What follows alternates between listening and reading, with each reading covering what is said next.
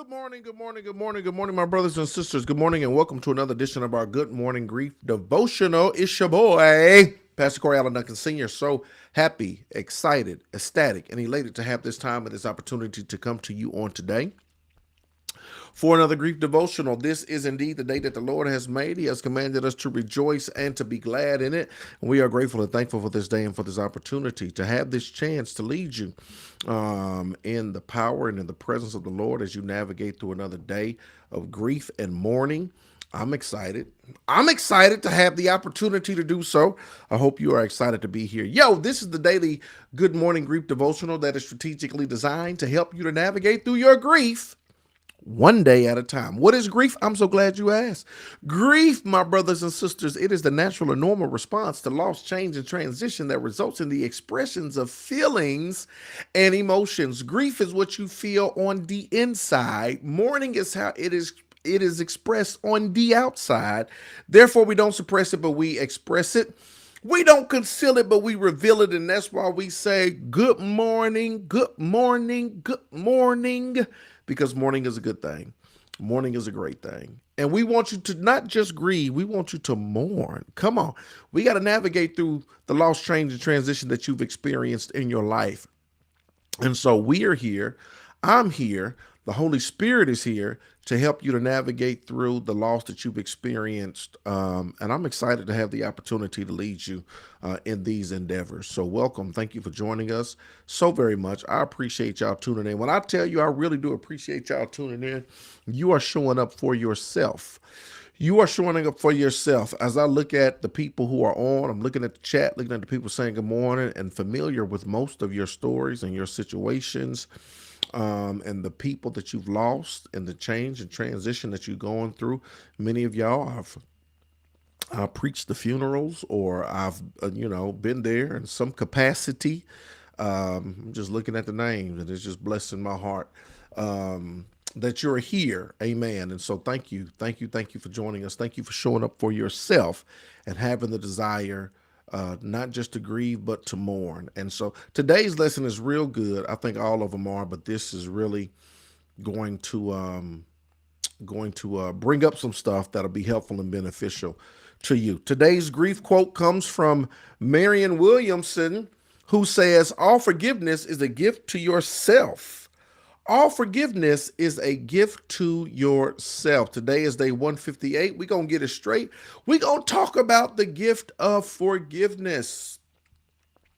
The gift of forgiveness. Let's get to it. The person who died might have done things that hurt us. The person who died, they may have done things, they might have done things to hurt us.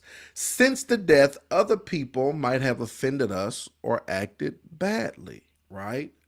We might even be mad at ourselves, right?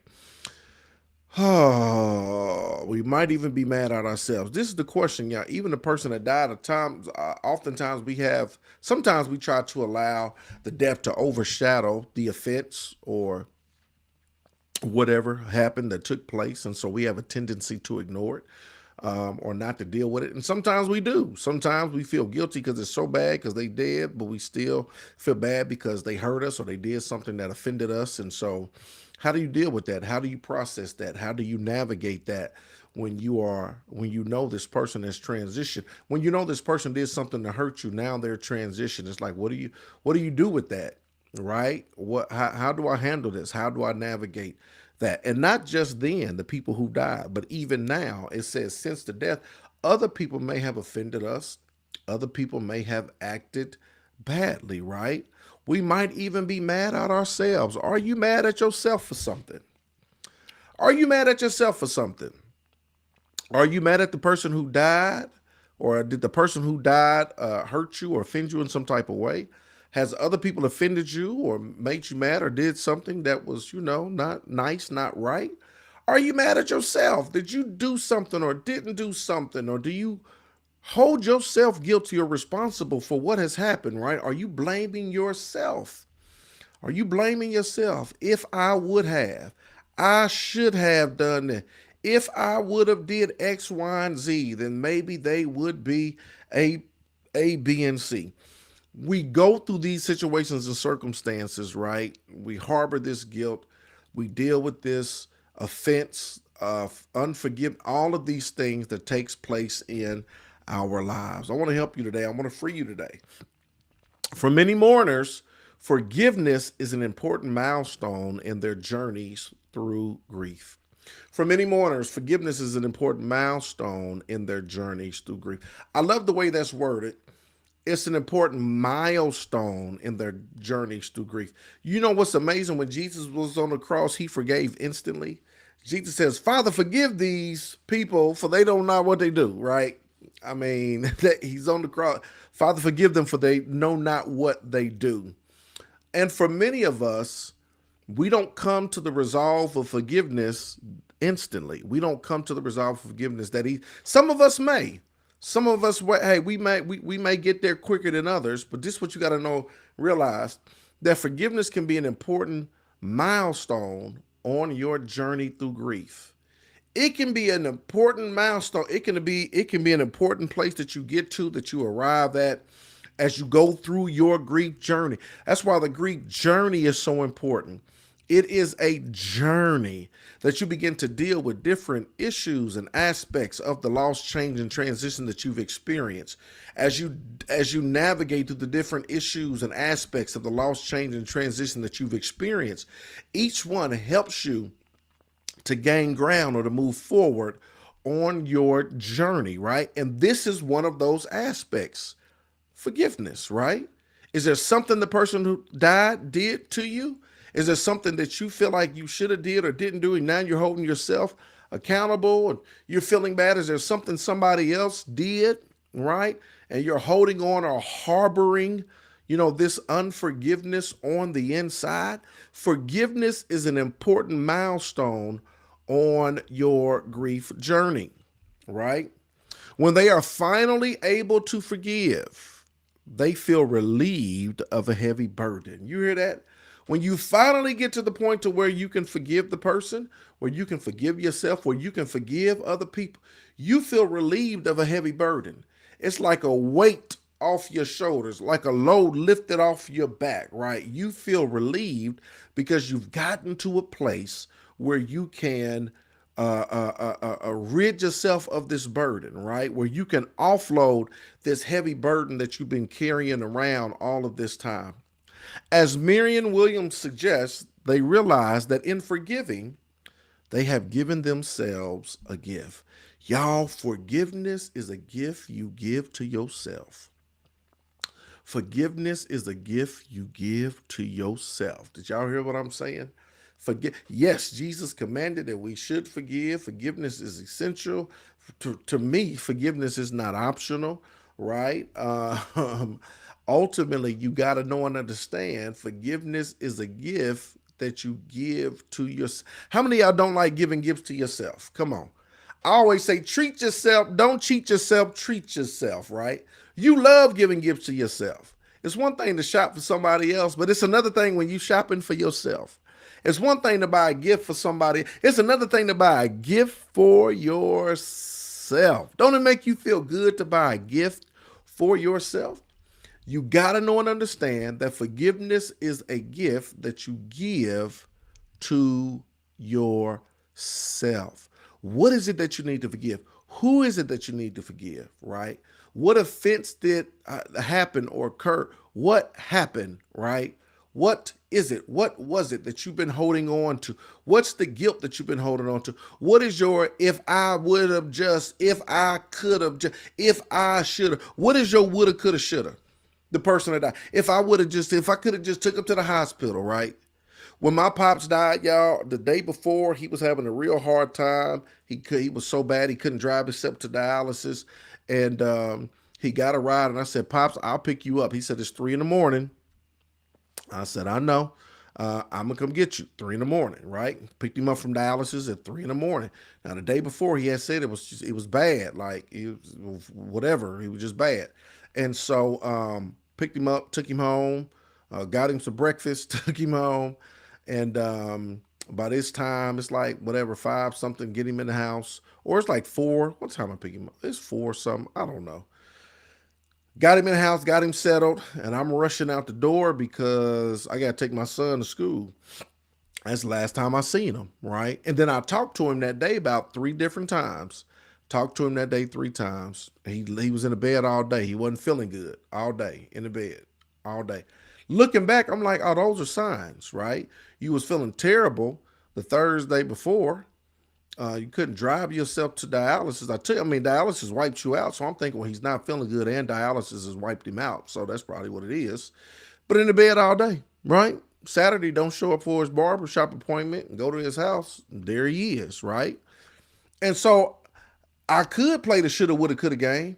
Oh, I should have taken him to the hospital after I picked him up. Oh, if I just woulda went over there on Friday and checked on him because he was in the bed. Oh, I could have went over there Saturday morning and checked on him and took him to the hospital. Oh, I shoulda, woulda, coulda, shoulda, woulda, coulda. Shoulda, woulda, coulda, shoulda, woulda, coulda. Right?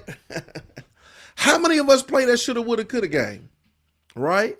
I shoulda, I woulda, I coulda, and we stay locked up in a prison, right, of our own pain because we play this shoulda, woulda, coulda game as if, it would have changed the outcome of the situation, right?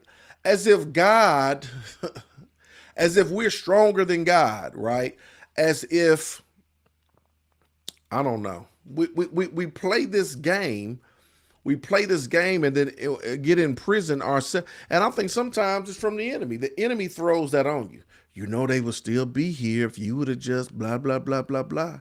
So we stay locked up in this prison. We stay locked up in playing this shoulda, woulda, coulda game. And there's somebody you've been playing the shoulda, woulda, coulda game. The question is, when are you going to forgive yourself? When are you going to realize and understand that even in the midst of your action or inaction, that God is sovereign, right? And if God got the power to override whatever, right? And if God desired or wanted to, or whatever the case may have been, he would have, right? But I'm not stronger than God. I'm not wiser than God. I can't override, whatever God allows or what God happens, right? So when are you going to stop the shoulda, woulda, coulda game? When are you going to forgive yourself? When are you going to forgive the past, right? When are you going to, and see, that's what grief and mourning is about, because grief is you feel, right? But mourning is when you reveal, right? Mourning is when you articulate that, express that, right? Work through that, process that, navigate through, work through that, right?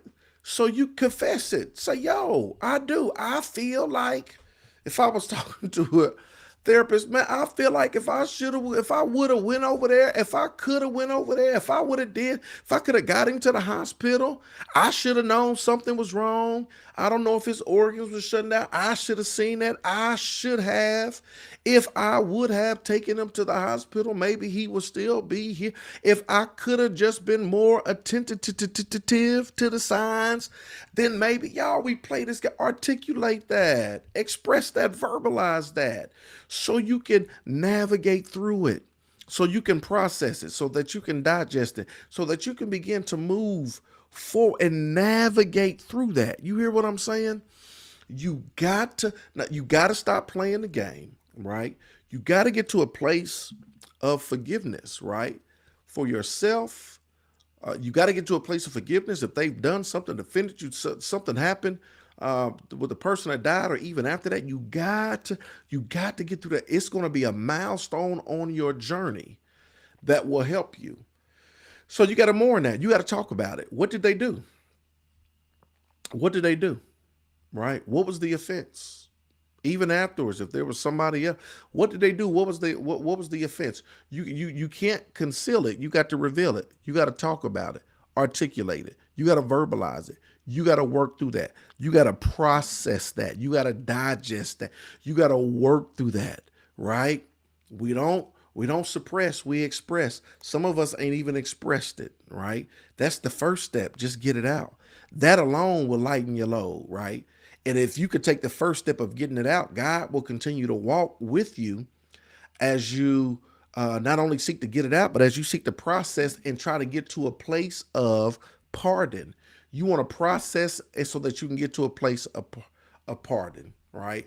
You want to process so ultimately you can get to a place of pardon. That's what's going to help you and be beneficial to you and for you on your grief journey. If we harbor anger and resentment, let's try on forgiveness and see how it feels. If you are harboring anger and resentment, try on forgiveness. See how it feels. If and when it feels right, we will likely find that it gives our grief a welcome burst of forward momentum.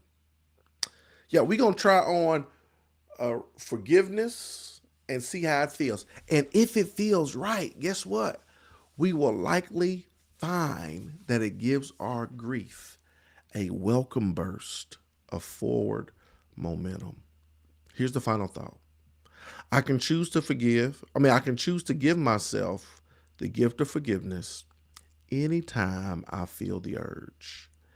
I can choose to give myself the gift of forgiveness anytime I feel the urge. Day 158, the gift of forgiveness. Y'all, talk to me. Holla at me one time for the one time. Any questions, comments, questions, comments, questions, comments, questions, comments. Still working through this. Absolutely. Absolutely. It is something that we work through. Absolutely. Keep working. Keep pushing. Keep working through it. Hey, Billy Pastor, so how do you get past the feeling that you might have offended or hurt that person that passed? And you feel like you really didn't get to apologize like you feel like you should? Yeah, that is a great question, Billy, and I appreciate you articulating that and asking that, right? You work through it, you process it, right? You process it, you work through it. The feeling that you have that you might have offended or hurt the person that passed away, right? You feel like you didn't get to apologize like you should. And so even though they've passed and transitioned, you still get the opportunity to do it. I've seen people go to grave sites and articulate how they feel and they express and they get it out. Forgive me, I'm sorry. I didn't get the chance to say it when you was here, but I'm doing it right now. People have written letters and they put them um, on the in the grass. You know what I'm saying? As a sign. People have they've done balloon releases, right? They'll take a balloon and they'll write it, and it's just symbolic. Please forgive me. You know, I didn't get to tell you I'm sorry, but please forgive me. Blah blah blah. They write it on the balloon, and then they release the balloon because it's going. We don't see it no more, and it's just a symbol. It's a sign. Number one is you getting it out. That's what's important.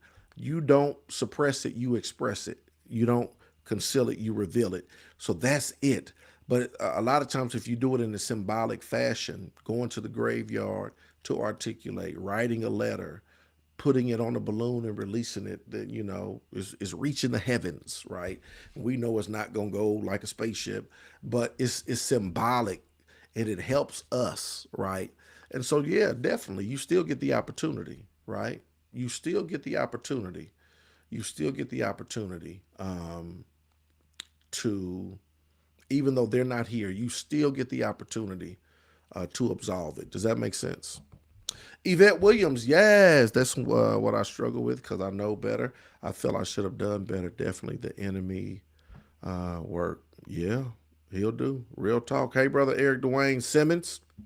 Phyllis Hunter, we must learn how to forgive. We must learn how to forgive. If you don't forget, it would be hanging on your head and it could be too late. Yeah, you don't want nothing hanging over your head. You want to be able to, you got to get to the point because it's a gift. It's the gift of forgiveness to yourself. Pastor, is there a difference with going to the grave site than just, nah, you can speak it out loud. You ain't got to go to the grave site. You can do it right now where you are right now, right? You can do it right now. You can do it wherever. You got the opportunity. And that's the thing. It's just taking the time not to suppress it, but to express it. It's taking the time to address it. It's taking the time not conceal it, but to reveal it. And when you get to that point, you know what I'm saying? To be able to articulate it in that fashion because it's going to help you and bless you and be beneficial to you. So now you definitely don't have to go to the grave site. You can do it right where you are now. So The thing is just to do it. You come to the place, to the awareness and the realization that this is what needs to happen. So, bam, this is what I'm going to do. So, absolutely. Absolutely. Any more questions, comments? Good dialogue. Good dialogue. Mm-hmm. Good dialogue. I appreciate y'all. Look, we're navigating through this grief journey one day at a time. So we have the wonderful opportunity to deal with these issues as they come. Got the wonderful opportunity to really dive into some stuff to help us to be a better version of ourselves, to help us to deal with the grief in the morning that we are experiencing. And so, man, I'm looking forward to it. This is good. Thanks for all the answers and the motivations give on here. Absolutely. Yeah, y'all hit me up. We got access. That's what we trying to do. That's what we trying to do, baby. We trying to help y'all out. So y'all got this. Y'all got this. Thank y'all for giving me the opportunity to help y'all in this endeavor, to lead y'all in this endeavor. I really, really, truly appreciate it. I appreciate each and every one of y'all. Let's continue to navigate through our grief one day at a time. And please remember that forgiveness is a gift for you. It is a gift. It is a gift to yourself. So make sure you are good to yourself and give yourself that gift. I love y'all with the love of the Lord. I will see you tomorrow, 8 a.m. Let's go.